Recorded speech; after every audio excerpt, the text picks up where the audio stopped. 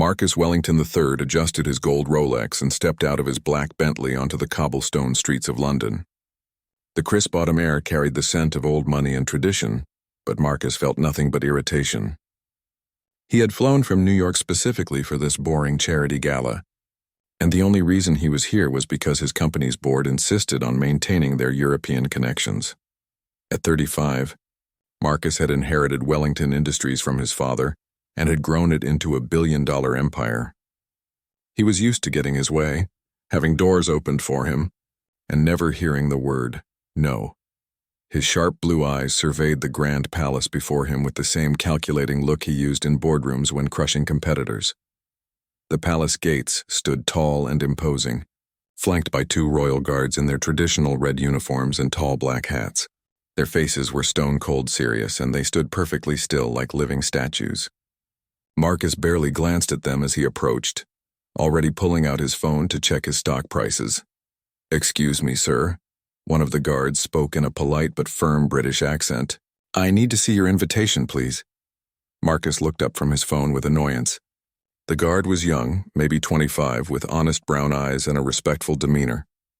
His uniform was immaculate, and despite his youth, he carried himself with quiet dignity. "Do you know who I am?" Marcus snapped, not even bothering to reach for his invitation. "I'm Marcus Wellington III, CEO of Wellington Industries. I don't wait in lines, and I certainly don't get questioned by—" He looked the guard up and down dismissively. "Hired help." The guard's expression didn't change, but something flickered in his eyes. "I understand, sir, but palace protocol requires all guests to present their invitations." "No exceptions." Marcus felt his face flush red with anger. He wasn't used to being told what to do, especially not by someone he considered beneath him. The guard's calm professionalism only made him angrier. How dare this nobody in a costume treat him like an ordinary person? "Listen here, boy." Marcus stepped closer, his voice rising. "I've donated more money to charity in 1 year than you'll earn in your entire pathetic lifetime. I employ thousands of people, own properties in 12 countries, and have more influence than you can possibly imagine, and you're going to stand there and lecture me about protocol?" Other guests walking toward the palace began to stare. Some recognized Marcus from business magazines and looked shocked at his behavior. The second guard remained motionless, but his partner maintained his professional composure despite the verbal assault. "Sir, I appreciate your position, but these rules apply to everyone regardless of status. If you could just show me your invitation, we can resolve this quickly." Marcus's jaw clenched. He had never been so insulted in his life. Here was someone who probably made minimum wage living in some tiny apartment, daring to delay him. The irony was completely lost on Marcus that the guard was simply doing his job with more grace and professionalism than Marcus was showing as a supposed leader of industry. "You want to see something?" Marcus reached into his jacket pocket, but instead of pulling out his invitation, he grabbed his crystal tumbler of whiskey from the car's bar service. The amber liquid caught the afternoon light as he held it up. "Here's what I think of your precious protocol." Without warning, Marcus hurled the heavy glass directly at the guard's chest. The whiskey splashed across the red uniform, and the crystal shattered on the cobblestones with a sharp crash that echoed off the palace walls. The golden liquid dripped down the guard's jacket, staining the proud fabric dark. Gasps rose from the crowd of onlookers.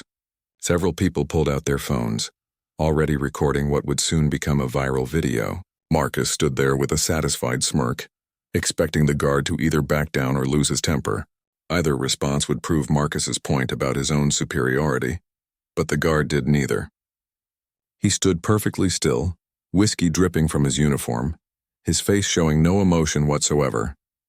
If anything, his posture became even more dignified, as if the assault had only strengthened his resolve. "Sir," the guard said quietly, his voice steady despite the humiliation, "I'll need to ask you to leave the premises immediately." "Palace security has been notified." Marcus laughed loudly, a harsh sound that made several nearby guests step back. "Palace security? What are they going to do, arrest me? Do you have any idea how many lawyers I have on retainer? I'll own this place by the time my legal team is finished with you people." The guard's partner finally moved, reaching for his radio. Marcus noticed more guards appearing from various positions around the palace grounds. They moved with military precision, clearly well-trained and organized. For the first time, a tiny seed of doubt began to form in Marcus's mind, but his arrogance quickly squashed it. "This is ridiculous," Marcus declared to the growing crowd. "I'm being harassed by rent-a-cops who don't understand how the real world works. Money talks and everyone else walks. That's been true for centuries, and it's true today." The stained guard looked directly into Marcus's eyes for the first time since the incident began. There was something in that gaze that made Marcus uncomfortable, though he couldn't quite identify what it was. It wasn't anger or hatred, but rather a kind of quiet strength that seemed unshakable. "Mr. Wellington," the guard said, somehow knowing his name despite never being introduced, "I think you'll find that some things in this world are more valuable than money. Respect, for instance, dignity, honor. These cannot be purchased." Marcus scoffed, but something in the guard's tone made the words stick in his mind. The crowd around them had grown larger, and Marcus could see phones everywhere recording his every word and action. In his fury, he had forgotten about the power of social media and public opinion. "We'll see about that," Marcus snarled, already planning his revenge. He would make some calls, pull some strings, and have this guard fired before the sun set. Maybe he would even buy the company that provided security to the palace just to prove his point. Money could fix anything, buy anyone, and solve every problem. He was absolutely certain of that. The guard simply nodded slightly as if accepting a challenge that Marcus didn't even realize he had issued. Marcus stormed back to his Bentley, his expensive Italian shoes clicking angrily against the cobblestones. His face was flushed red with rage and his hands shook slightly as he fumbled for his phone. The crowd of onlookers continued to stare and whisper among themselves, their phones still recording his retreat. "Driver, get me out of here," he barked at his chauffeur, who had witnessed the entire scene with growing concern. The elderly man had worked for the Wellington family for over 20 years and had never seen Marcus behave so poorly in public. As the Bentley pulled away from the palace, Marcus immediately began making calls. His first was to his head of security, a former military man named Patterson who handled all of Marcus's problems. "Patterson, I need you to find out everything about that guard at the palace. I want his name, address, family, employment history, everything, and I want it within the hour." "Sir, may I ask what this is regarding?" Patterson's voice carried a note of caution. "That nobody humiliated me in front of a crowd.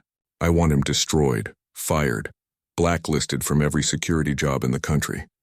Make some calls to our contacts in the royal household. Surely we have enough influence to get one insignificant guard removed." Patterson was quiet for a moment. "Mr. Wellington, I should inform you that videos of the incident are already appearing on social media. Perhaps we should focus on damage control rather than retaliation." Marcus's grip tightened on his phone. "I don't care about some stupid videos. People forget these things in a week. What I care about is making sure that guard learns his place. No one treats Marcus Wellington like that and gets away with it." After hanging up, Marcus called his publicity team, his lawyers, and several influential friends. Each conversation followed the same pattern, Marcus demanding immediate action and revenge while the other person tried to suggest a more measured approach. But Marcus was beyond reason. His pride had been wounded in public and someone had to pay.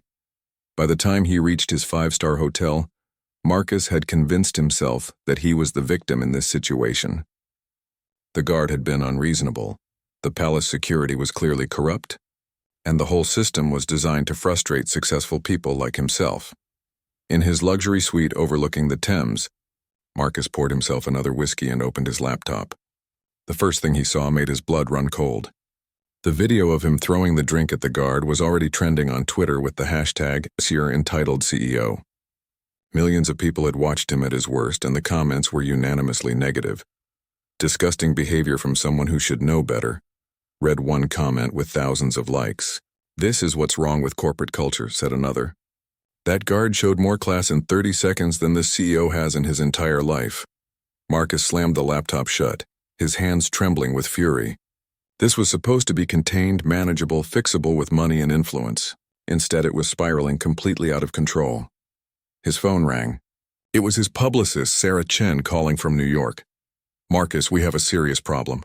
The video has been picked up by major news outlets. CNN, BBC, Fox News, they're all running the story. Our stock price has already dropped 3% in after-hours trading." "Fix it," Marcus snapped. "Pay them to stop running the story. Buy advertising time to counteract it. I don't care what it costs." "It doesn't work that way anymore," Sarah said gently. In the age of social media, trying to suppress a story like this only makes it bigger. We need to consider an apology, maybe some charitable donations to veteran organizations. I'm not apologizing to anyone, especially not to some nobody in a uniform. Find another way. Marcus hung up and called Patterson again. What did you find out about the guard? Patterson's voice was strained. Sir, you're not going to like this. The guard's name is James Morrison. He's 26 years old, served 2 tours in Afghanistan with the British Army, received multiple commendations for bravery, and has a completely clean record. He's been working palace security for 3 years and is highly respected by his superiors. I don't care about his war record. Everyone has a price. Find his weakness. Mr. Wellington, there's more. James Morrison isn't just any guard. His older brother William Morrison was killed in action in Afghanistan while serving alongside American forces. James dedicated his military service to his brother's memory. He's considered something of a hero in his local community. Marcus felt a cold pit forming in his stomach, but his pride wouldn't let him back down. So what? That doesn't give him the right to disrespect me. Sir, there's something else. I've been making discreet inquiries about having him removed from his position. The feedback I'm getting is unusual. People are refusing to even discuss it. It's as if he has protection from very high places. Everyone has a boss, Patterson. Find his boss's boss if you have to. I tried that approach. When I mentioned James Morrison's name to my contact in the royal household, the conversation ended immediately. They wouldn't even acknowledge knowing him. It's as if there's a wall of silence around this particular guard. Marcus paced his hotel room, growing more agitated by the minute. This wasn't how things were supposed to work. In his world, money solved everything. The right phone call to the right person could make any problem disappear. But somehow this simple guard seemed untouchable. His phone buzzed with a text message from his assistant back in New York. Emergency board meeting called for tomorrow morning. Several major investors requesting immediate explanation of London incident. Marcus threw his phone across the room, watching it shatter against the wall. This was a nightmare that kept getting worse. How could one moment of justified anger cause so much trouble? He had only been defending his dignity against someone who clearly didn't understand social hierarchy. Room service knocked on his door, bringing the dinner he had ordered earlier. The young waiter, probably around the same age as the guard, was polite and professional as he set up the meal. Something about his demeanor reminded Marcus of James Morrison, and it made him even angrier. That's not how I wanted it arranged, Marcus snapped, even though the setup was perfect. And this wine is completely wrong. The waiter apologized profusely and offered to fix everything, but Marcus was beyond reason. He needed someone to take his frustration out on, and this young man was convenient. Do you know who I am? I could have you fired with one phone call. I could make sure you never work in hospitality again. The waiter's face went pale, but he maintained his professionalism. Yes, sir. I'll fix everything right away. As Marcus watched the young man scramble to rearrange his dinner, something nagged at the back of his mind. The waiter's respectful response was exactly what he had expected from the guard earlier. So why did the guard's similar professionalism make him so angry? But Marcus pushed the thought away. He was right to demand respect, and anyone who couldn't give it to him deserved whatever consequences followed. Tomorrow he would fly back to New York, handle his board meeting, and put this whole embarrassing incident behind him. The guard would be forgotten, the videos would disappear from public attention, and life would return to normal. He had no idea how wrong he was about all of it. Marcus woke up the next morning to his hotel room phone ringing incessantly. His head pounded from too much whiskey the night before, and the London sunlight streaming through his windows felt like needles in his eyes. He had barely slept, tossing and turning as the events of the previous day played over and over in his mind. What? He barked into the phone. Mr. Wellington, this is the hotel manager. I'm afraid we've received numerous complaints about noise from your room last night, and there are several reporters waiting in our lobby asking for you. We need to discuss your continued stay with us. Marcus sat up, instantly alert. Reporters? What reporters? British tabloids, sir. Apparently there's quite a bit of interest in your visit to London. Perhaps it would be best if you used our service entrance when leaving. Marcus hung up without another word and immediately called his pilot. Get the jet ready. We're leaving for New York as soon as possible. Sir, I should inform you that there are photographers at the airport as well. This story has grown quite large overnight. Cursing under his breath, Marcus quickly packed his things and tried to devise an escape plan. How had one moment of anger turned into such a media circus? He was Marcus Wellington III, not some reality TV star seeking attention. His business was built on respect and fear, not public scandal. His phone, hastily replaced by his assistant the night before, rang constantly with calls from journalists, business associates, and board members. Most of the calls he ignored, but when he saw his company's chairman calling, he had no choice but to answer. "Marcus, what in God's name have you done?" Chairman Roberts' voice was ice cold. "The board is in emergency session. Our stock has dropped 8% since yesterday. Major clients are asking questions. This is a disaster." "It's being blown out of proportion," Marcus said, trying to sound confident. "Some nobody guard got out of line and I put him in his place. The media is making it sound worse than it was. I've seen the video, Marcus. Every board member has seen it. Throwing a drink at a serviceman? In front of a palace? Are you completely insane?" Marcus felt his control slipping. He was disrespecting me. I'm a major donor, a successful businessman. I shouldn't have to follow the same rules as ordinary people. The silence on the other end of the line stretched for a long moment. "Marcus, I've known your father for 30 years. He built this company on principles of honor and respect. What you did yesterday goes against everything Wellington Industries stands for. My father would have understood. He never let anyone treat him like a second-class citizen. Your father earned respect through his actions, not his bank account. There's a difference, though I'm beginning to wonder if you understand that." The call ended abruptly, leaving Marcus staring at his phone in disbelief. These people were supposed to be on his side. He paid their salaries, made them rich through his business success.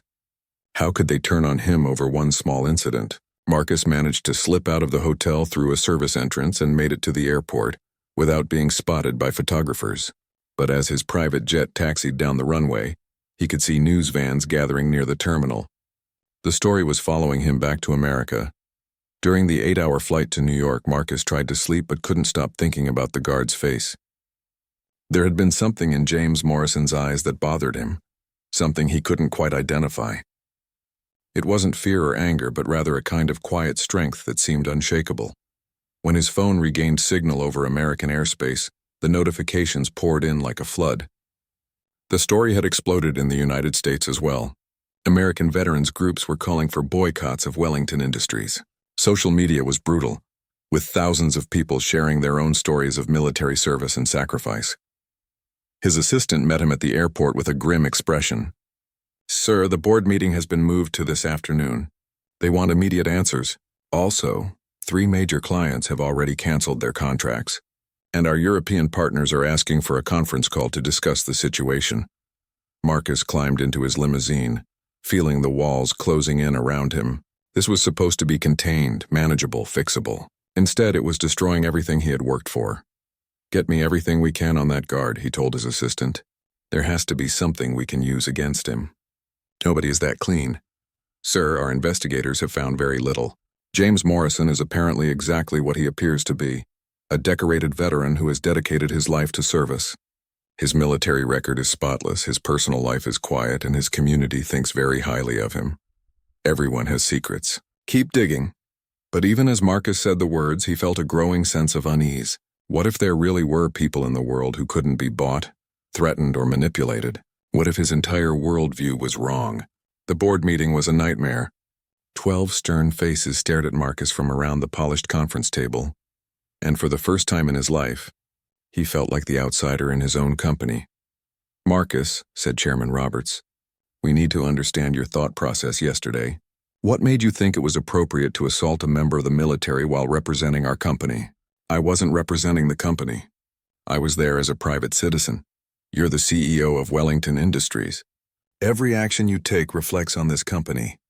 You don't get to separate your personal behavior from your professional responsibilities." Board member Sarah Martinez leaned forward. "Marcus, the public relations damage is severe. We're getting calls from veterans organizations, military families, and service members expressing their outrage. These are people who have sacrificed everything for their countries, and you attacked one of their own." "He was just doing his job," added board member Thompson. "The same job our security team does here at Wellington Industries. How can we ask our employees to treat you with respect when you show none to others doing the exact same work?" Marcus felt his face burning with embarrassment and anger. I built this company into what it is today. I've made all of you wealthy beyond your dreams. And you're going to lecture me about one moment of frustration? This isn't about business success, Robert said quietly. This is about character. And right now, the character you've shown the world is not one that Wellington Industries can stand behind. The meeting continued for 2 grueling hours.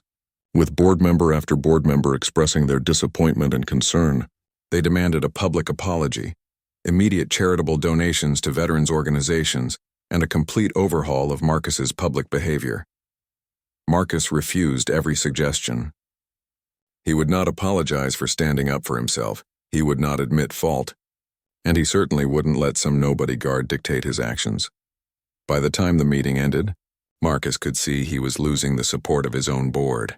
These people who had once hung on his every word were now looking at him with something approaching disgust.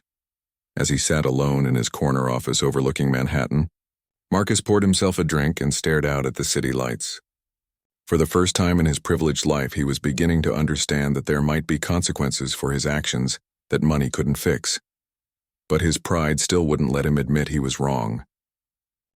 3 days after the board meeting, Marcus sat in his penthouse apartment overlooking Central Park, surrounded by newspapers and laptops displaying the continuing coverage of what media outlets were now calling Whiskygate. The story had taken on a life of its own, growing far beyond anything he had imagined possible. His phone rang constantly with interview requests, business calls, and increasingly angry messages from family members who were embarrassed by the international attention. Marcus had stopped answering most calls, but when he saw his elderly mother's name on the screen, he knew he couldn't avoid it. "Marcus, darling, what have you done?" Eleanor Wellington's voice carried decades of disappointment. "Your father is rolling over in his grave. Mother, the media is blowing this completely out of proportion. I was defending our family's honor." "Honor?" His mother's voice rose sharply. "There is no honor in attacking someone who was simply doing their job. I raised you better than this." The guard was being disrespectful. "He wouldn't acknowledge who I am." "And who are you, Marcus, really? Because the man I'm seeing on television isn't the son I thought I raised." The conversation ended badly, with his mother hanging up after telling him she was ashamed to share his name. Marcus poured himself another whiskey, noting grimly that he was drinking much more than usual lately. His assistant knocked on the door of his home office, her face grim. "Sir, we have more problems. 3 more major clients have canceled their contracts. The European division is asking for an emergency conference call. And there's something else, and what now? There's a package addressed to you personally. No return address. Security has already checked it. It's safe, but the contents are unusual." She handed him a simple brown envelope with his name written in neat handwriting. Inside was a single photograph and a handwritten letter. The photo showed a young soldier in desert camouflage, smiling at the camera despite the harsh surroundings. He looked remarkably similar to James Morrison, but younger and wearing an American flag patch on his uniform. Marcus read the letter with growing unease. "Mr. Wellington, my name is Staff Sergeant Maria Gonzalez, U.S. Army. I served alongside William Morrison in Afghanistan before he was killed in action. James Morrison's older brother died saving 3 American soldiers, including my squad leader. He threw himself on an improvised explosive device to protect others. James joined the military after his brother's death, not for glory or money, but to honor William's memory and continue serving others. When he completed his military service, he chose to work security because he believes in protecting people and maintaining order. The man you attacked represents the best of what service members strive to be: humble, dedicated, and selfless. He was doing his job with dignity, something his brother would have been proud of. I'm writing because I believe you should understand who you really hurt that day. It wasn't just a guard doing his job. It was a man who has sacrificed more for others than you might ever understand. Respectfully, Staff Sergeant Maria Gonzalez." Marcus stared at the letter for a long time, something twisting uncomfortably in his chest. The photograph showed a young man who had died protecting American soldiers, and Marcus had attacked his brother for doing his job professionally. His assistant waited quietly. "Sir, there's more. We've received over 200 similar letters. Military families, veterans organizations, people who knew James Morrison personally. They're all telling similar stories about his character and service. Marcus set the letter down with shaking hands. For the first time since the incident, he was beginning to understand the full scope of what he had done. This wasn't just about disrespecting a guard. He had attacked someone who represented values he was supposed to respect. "Get Patterson on the phone," he said quietly. When his security chief answered, Marcus's voice was different than usual, less commanding and more uncertain. "Patterson, I need you to do something for me. I want to know more about William Morrison, James's brother. Everything you can find." "Sir, are you sure? The information might be difficult to read." "I'm sure." An hour later, Patterson emailed a comprehensive file about William Morrison. Marcus read it slowly, his discomfort growing with each page. William had been 24 when he died, a natural leader who was beloved by his fellow soldiers. He had volunteered for dangerous missions, shared his rations with hungry civilians, and spent his leave time building schools for Afghan children. The report of his death was particularly hard to read. William had spotted an improvised explosive device during a patrol with American soldiers. Instead of calling for help from a safe distance, he had thrown himself directly onto the device, absorbing the blast with his own body to save 3 American lives. Marcus closed the laptop and walked to his window, staring out at Central Park without really seeing it. He thought about his own life, his own sacrifices, his own service to others. The comparison was uncomfortable and humbling. His phone rang. It was Sarah Chen, his publicist. "Marcus, we need to talk. The story isn't dying down like we hoped. In fact, it's getting worse. Someone leaked details about your attempts to have James Morrison fired. Now you're not just the man who attacked a veteran. You're the man who tried to destroy his livelihood afterward." Marcus felt his stomach drop. How did that get out? In today's world, everything gets out eventually. The question is what we do now. I strongly recommend a public apology, followed by significant charitable donations to veterans organizations. We need to show genuine remorse and a commitment to making things right. I can't apologize. It would make me look weak. Marcus, you already look weak. Right now, you look like a bully who attacks people who can't fight back. An apology might actually show strength, the strength to admit when you're wrong. After Sarah hung up, Marcus sat alone in his apartment as the sun set over Manhattan. For the first time in his adult life, he was forced to confront the possibility that he might actually be in the wrong. The guard, James Morrison, had been polite, professional and respectful throughout their entire interaction. He had simply been doing his job, following protocols that existed for good reasons. Marcus had escalated the situation because his ego couldn't handle being treated like everyone else. Marcus picked up the photograph of William Morrison again, studying the young soldier's face. There was something in his expression that reminded Marcus of his brother James, a quiet dignity and strength that couldn't be shaken by external pressures. For the first time since the incident, Marcus began to wonder if he had attacked not just a guard, but something much larger and more important than himself. He had attacked the idea that some people serve others without expecting anything in return, that some values matter more than money or status.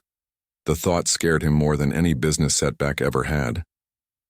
His phone buzzed with a text message from an unknown number. "Mr. Wellington, this is James Morrison. I wanted you to know that I hold no personal grudge against you. We all make mistakes. I hope you find the peace you seem to be searching for." Marcus stared at the message for a long time, unable to understand how someone he had humiliated in public could respond with such grace and forgiveness. Marcus stared at James Morrison's text message until the words blurred together. The simple grace of the response hit him harder than any angry reaction would have. Here was a man he had publicly humiliated, and instead of seeking revenge or demanding an apology, James was offering forgiveness, unable to sleep. Marcus found himself walking the streets of Manhattan at 3 a.m, something he hadn't done since college. The city looked different in the quiet hours before dawn, less imposing and more honest somehow. As he passed a small diner, he noticed a homeless veteran sitting outside, his worn military jacket decorated with service ribbons. For the first time, Marcus really looked at the man instead of walking past. The veteran was probably around James Morrison's age, with tired eyes that had seen too much. A cardboard sign beside him read, "Army Veteran. Anything helps. God bless." Marcus stopped walking. In all his years of rushing past homeless people on his way to important meetings, he had never really considered their stories. Now he wondered if this man had a brother like William Morrison, If he had sacrificed years of his life serving a country that had somehow failed to take care of him afterward. "Excuse me," Marcus said quietly, surprising himself. "Could I buy you breakfast?" The veteran looked up suspiciously, clearly not used to well-dressed strangers offering help. "You sure, man? I mean, I appreciate it, but I don't need charity." "It's not charity. I'd like to hear your story if you're willing to share it." They sat in the diner as the sun began to rise over Manhattan. The veteran's name was Tom Rodriguez, and he had served 3 tours in Iraq before struggling with PTSD and unemployment. He wasn't looking for pity, just a chance to get back on his feet. "The hardest part," Tom explained over coffee and eggs, "isn't the nightmares or the memories. It's feeling invisible. Like people look right through you because they don't want to acknowledge what you represent." Marcus thought about his own behavior over the years. How many times he had walked past veterans like Tom without a second glance. "What do you represent?" "The cost of freedom, I guess. The idea that some things are worth sacrificing for, even when the people you're protecting don't always appreciate it." As Marcus listened to Tom's story, he began to understand something fundamental about service and sacrifice that his privileged upbringing had never taught him. These men and women had given up comfort, safety, and sometimes their lives for principles larger than themselves. "Can I ask you something?" Marcus said carefully. "If someone disrespected a veteran publicly, what would that mean to you?" Tom's expression darkened. "It would mean they don't understand what service is about. Military folks aren't asking for worship or special treatment. We just want our sacrifice to be acknowledged and respected. When someone attacks a veteran for doing their job, they're attacking the idea that some people put others before themselves." Marcus paid for breakfast and gave Tom his business card, along with enough money to get him into a decent hotel for a week. As he walked home, his phone buzzed with another message from James Morrison. "Mr. Wellington, I saw the news coverage about your company's troubles. I want you to know that was never my intention. I hope you understand that respect isn't about position or wealth. It's about how we treat each other, especially those who serve." The message included a link to a video that James had posted on social media. In it, he spoke directly to the camera with the same quiet dignity he had shown at the palace gates. "I've received a lot of support since the incident in London, and I'm grateful for that. But I want to be clear about something. I don't consider myself a victim. I was doing my job and I was treated poorly by someone who was having a difficult day. We all have difficult days." James paused, looking directly into the camera. "What I hope people take from this situation isn't anger or hatred toward Mr. Wellington, but rather a reminder that how we treat others reflects who we are as people. Service members understand sacrifice because we've chosen to put others first. That doesn't make us better than anyone else, just committed to different values." The video ended with James speaking about his brother William, showing the same photograph that Staff Sergeant Gonzalez had sent to Marcus. "My brother taught me that true strength comes from lifting others up, not tearing them down. I hope Mr. Wellington finds the peace he's looking for, and I hope we can all learn to treat each other with more kindness." Marcus watched the video 3 times, each viewing making him feel smaller and more ashamed. Here was a man who had every right to be angry, every justification for seeking revenge, and instead he was demonstrating a level of character that Marcus was beginning to realize he had never possessed. His phone rang. It was Chairman Roberts. "Marcus, have you seen James Morrison's video?" "Yes. The board has made a decision. We're calling for your resignation as CEO. The company can't survive this level of public relations damage, and frankly, we've lost confidence in your leadership." Marcus had expected this moment, but it still hit him like a physical blow. "The company is mine. My father built it. Your father built it on principles of honor and respect. You violated both. The board is prepared to vote you out if necessary, but we're hoping you'll do the right thing and step down voluntarily." After the call ended, Marcus sat in his apartment surrounded by the evidence of his wealth and success.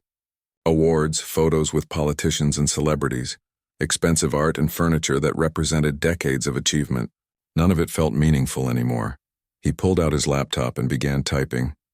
"To the Board of Directors of Wellington Industries, and to the public, I am announcing my resignation as CEO of Wellington Industries effective immediately. Recent events have made it clear that I have failed to live up to the standards of leadership and character that our company was built upon. My behavior toward James Morrison was inexcusable. He was performing his duties with professionalism and dignity, and I responded with arrogance and disrespect. There is no justification for my actions. I want to acknowledge the service and sacrifice of James Morrison, his late brother William Morrison, and all military personnel who put others before themselves. They represent values that I lost sight of in my pursuit of success and status. I am stepping down to allow Wellington Industries to move forward under leadership that better reflects our company's true values. I will be taking time to reflect on my actions and to find ways to make amends for the harm I have caused. To James Morrison specifically, I owe you an apology that no public statement can adequately express. Your grace and dignity in response to my poor behavior has taught me more about character than anything I learned in my privileged upbringing. Respectfully, Marcus Wellington III. As he finished typing, Marcus felt something he hadn't experienced in years: humility. For the first time in his adult life, he was admitting he was wrong, not as a business strategy or public relations move, but because it was true. He hit send on the resignation letter and public statement, then turned off his phone. Tomorrow would bring consequences he couldn't control or buy his way out of. Tonight he needed to figure out who he wanted to be when the money and power were stripped away. 6 months after his resignation, Marcus stood in the rain outside a veterans' shelter in Queens, wearing jeans and a simple wool coat instead of his usual tailored suits. His hands were rough from manual labor, and his once perfectly styled hair was longer and less maintained. The transformation wasn't just physical. Something fundamental had changed in his eyes, replacing the old arrogance with something quieter and more thoughtful. The Wellington Veteran Services Center had been his idea, funded entirely by the sale of his art collection and several of his properties. Instead of hiring a management company to run it, Marcus had insisted on working there himself, starting with the most basic tasks like serving meals and cleaning bathrooms. "Marcus, we need more volunteers for tonight's dinner service," called out Diana Martinez, the center's director and a former Army medic who had lost her leg in Afghanistan. When Marcus first approached her about funding the center, she had been skeptical of his motives. 6 months of watching him scrub floors and listen patiently to veterans' stories had changed her opinion. "I'll handle the kitchen prep," Marcus replied, rolling up his sleeves. It was a far cry from the days when he had assistants to handle every minor detail of his life. The evening meal service brought together dozens of veterans from all branches of the military, different ages, different stories, but united by their service and their current struggles. Marcus had learned each of their names and stories over the months, understanding now what Tom Rodriguez had meant about being invisible. As he served dinner, Marcus noticed a familiar face in the line. Tom Rodriguez looked healthier than he had that morning in the diner, having found steady work through the center's job placement program. "Hey, Marcus," Tom smiled. "Never thought I'd see you again after that morning." "A lot has changed since then," Marcus replied, ladling soup into Tom's bowl. "How's the new job working out?" "Good, really good. Construction isn't glamorous, but it's honest work with good people. Speaking of which, there's someone here tonight I think you should meet." Tom gestured toward a table where a man in his 20s sat alone, staring at his food without eating. Something about his posture reminded Marcus of James Morrison, though this young man looked broken in a way that James never had. "That's Danny Morrison," Tom said quietly, "James's younger brother. He just got back from his second deployment overseas. Having a rough time adjusting." Marcus felt his heart skip. He hadn't seen or spoken to James since sending a private apology letter months ago. The response had been characteristically gracious, encouraging Marcus in his efforts to make amends and inviting him to visit if he was ever back in London. "Does he know who I am?" Marcus asked. "Yeah, he knows. James told him about the work you're doing here. Danny's curious about you, I think. Maybe a little suspicious, but curious." Marcus approached Danny's table carefully, as if approaching a wounded animal. "Mind if I sit?" Danny looked up with eyes that were older than his years. There was definitely a family resemblance to James, but where James had possessed unshakable dignity, Danny seemed fragile and lost. "You're the guy who threw the drink at my brother," Danny said without preamble. "Yes, I am. James said you apologized, said you're doing good work now." "I'm trying to." Danny studied Marcus for a long moment. "Why, guilt? Public relations? Trying to buy your way back into respectability?" The questions were fair, and Marcus had asked them of himself countless times. At first, maybe it was guilt, but I think it's become something more than that. I think I needed to understand what your brother understood that I never did, which is that some things are more important than personal success. That serving others isn't weakness, it's the highest form of strength. Danny poked at his food, clearly struggling with something. James always made it look easy. The service, the sacrifice, the dignity. I thought I could be like him, but over there. He trailed off, staring into his soup. Marcus waited patiently, having learned that rushing conversations with traumatized veterans only made things worse. Over there, I saw things that made me question everything. Kids getting hurt because of decisions we made, friends dying for reasons that didn't make sense. I came back angry at the world, angry at everyone who sent us there, angry at myself for not being strong enough to handle it like James would have. Your brother served too, Marcus said gently. I'm sure he had his own struggles. James never talked about his struggles. He just carried them, made them look manageable. I feel like I'm drowning, and everyone expects me to be like him. Marcus thought about his own struggles with living up to expectations, though his had been about wealth and status rather than service and sacrifice. Maybe the strength isn't in carrying everything alone. Maybe it's in admitting when you need help. Danny looked up sharply. Is that what you did? Eventually. It took me longer than it should have. They sat in comfortable silence for a while, both men dealing with their own versions of failure and redemption. Finally, Danny spoke again. James said you've been writing to him, sending updates about this place. I have. I wanted him to know that his example led to something positive. He's proud of what you're doing here. Said it takes real courage to admit you're wrong and actually change, not just apologize. Marcus felt a warmth in his chest that had nothing to do with praise or recognition. James Morrison's approval meant more to him than any business award ever had. Danny, can I ask you something? What would help you right now? Not advice or platitudes, but actual help. Danny considered the question seriously. Time, I think. Time to figure out who I am when I'm not being shot at or watching friends die. Time to grieve the things I've lost. And maybe purpose. Something that makes the sacrifice feel worthwhile. We could use help here at the center. Not charity work, but real responsibility. Diana's been talking about starting a counseling program. Peer support for veterans struggling with adjustment. You'd be good at that. You think so? I think you understand suffering in a way that could help others. Sometimes the people who've been through the worst experiences are the best at helping others through similar struggles. Danny nodded slowly. James always said that our pain becomes meaningful when we use it to help others avoid the same pain. As the evening wound down and volunteers began cleaning up, Marcus found himself thinking about the strange path that had led him here. 6 months ago, he had been one of the most powerful business leaders in the world, commanding respect through fear and money. Now he was scrubbing dishes in a veterans shelter, and somehow he felt more accomplished than he ever had in a boardroom. His phone buzzed with a text message from an unknown international number. Marcus, this is James. Danny told me about your conversation tonight. Thank you for listening to him. You're becoming the man I always believed you could be. Marcus smiled, pocketing his phone without responding. Some messages didn't need responses, just gratitude. As he walked to the subway for his ride back to his much smaller apartment in Brooklyn, Marcus reflected on how different his life had become. He had less money, less status, and less power than ever before. But for the first time in his adult life, he felt like he was actually accomplishing something meaningful. The rain had stopped, and the city lights reflected off the wet streets like scattered stars. Marcus pulled his coat tighter and headed home, already thinking about tomorrow's work at the center, and the veterans who would need meals, conversation, and hope. He was finally beginning to understand what James Morrison had tried to teach him that day at the palace gates. True strength comes from lifting others up, not tearing them down. 2 years after the incident at the palace gates, Marcus stood nervously outside the same entrance where everything had changed. This time, however, he wasn't arriving in a Bentley with arrogance and entitlement.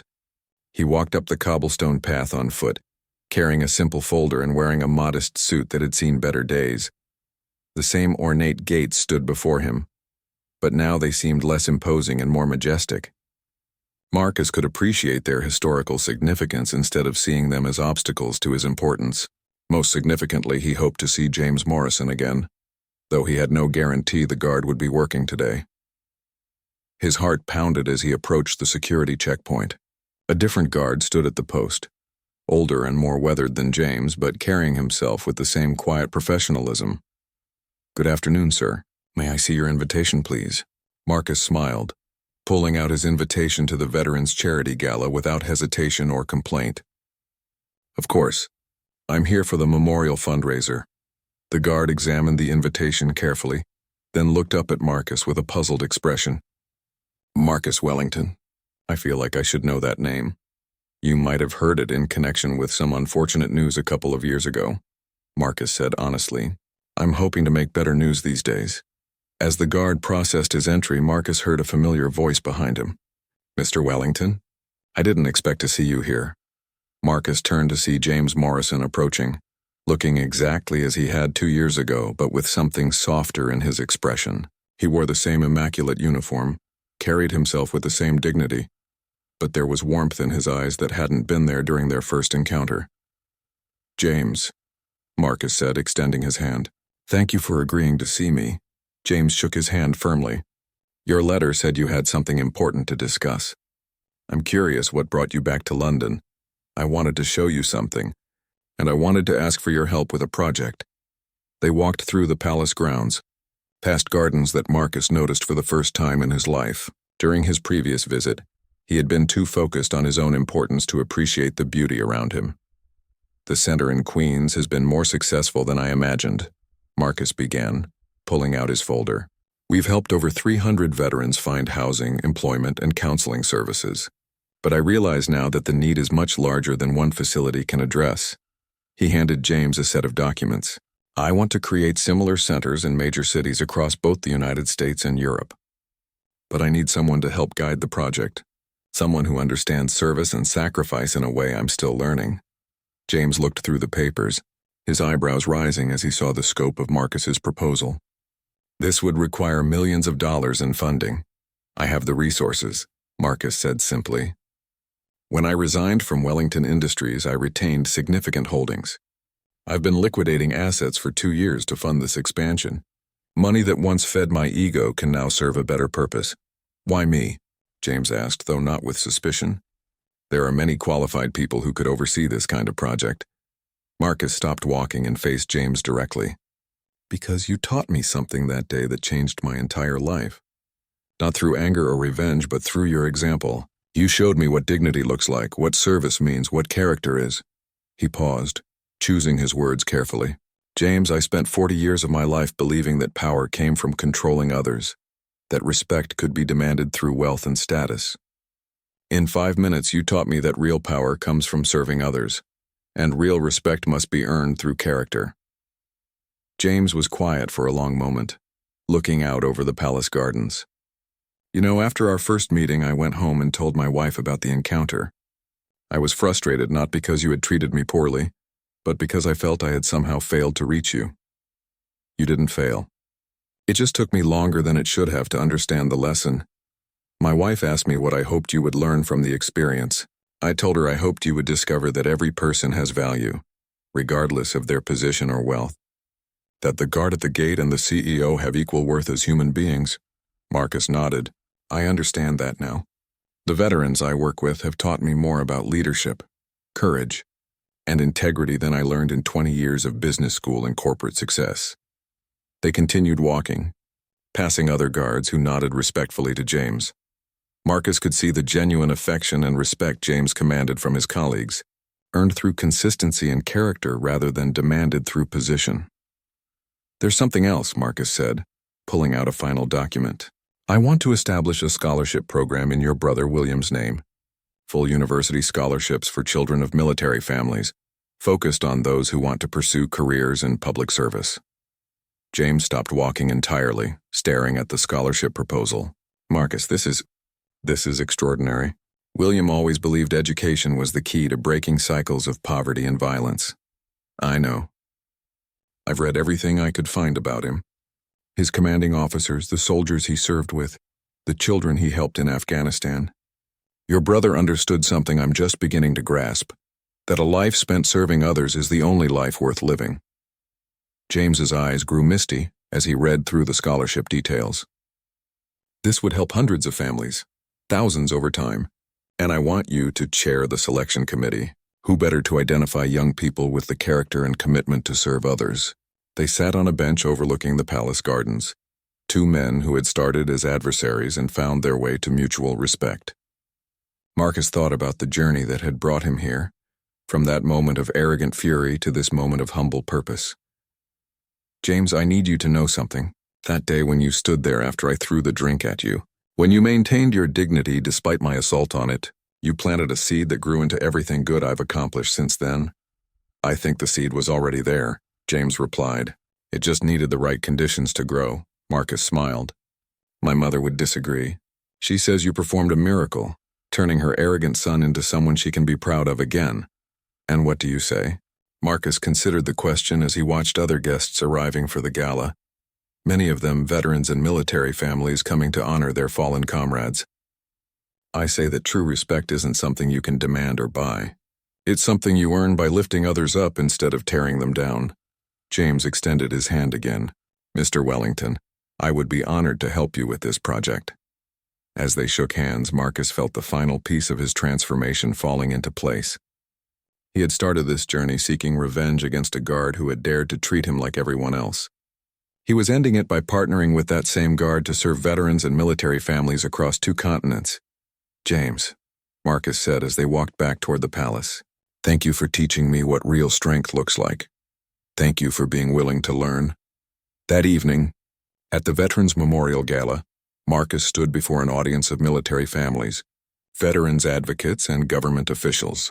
Instead of commanding the room through wealth and power as he once had, he spoke with the quiet authority that comes from genuine service and earned respect.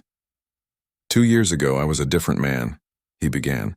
I believed that success was measured by how much control you could exercise over others, how much wealth you could accumulate, how much fear you could inspire in your competitors. He looked out at the audience, seeing James Morrison seated in the front row next to his wife and Danny, who had become a successful counselor at the Queen Center. I was wrong about everything. Success isn't measured by what you take from the world, but by what you give back to it. Strength isn't demonstrated by tearing others down, but by lifting them up. And respect isn't something you can demand through position or wealth. It's something you earn through character and service. As Marcus announced the new Veterans Centers and the William Morrison Scholarship Program, he felt a profound sense of peace that had eluded him throughout his years of corporate success. He had finally found his purpose, and it had nothing to do with profit margins or stock prices. After the gala, as Marcus prepared to return to New York and continue his work, James approached him one final time. Marcus, my brother would have liked what you've become. I hope so. I hope I can spend the rest of my life proving worthy of the lesson you taught me. As Marcus walked through the London streets toward his hotel, he reflected on the transformation that had begun with a moment of arrogance and shame. He had lost his company, most of his wealth, and his old life entirely. In return, he had found purpose, peace, and a form of respect that couldn't be bought or demanded. The guard at the palace gates had taught him the most valuable lesson of his life. That true nobility comes not from what you possess, but from how you serve others. It was a lesson Marcus would carry with him for the rest of his days, and one he would continue to teach through his work with veterans and their families. The arrogant CEO who had hurled his drink at a royal guard was gone forever. In his place stood a man who had learned respect the hard way, and who would spend his remaining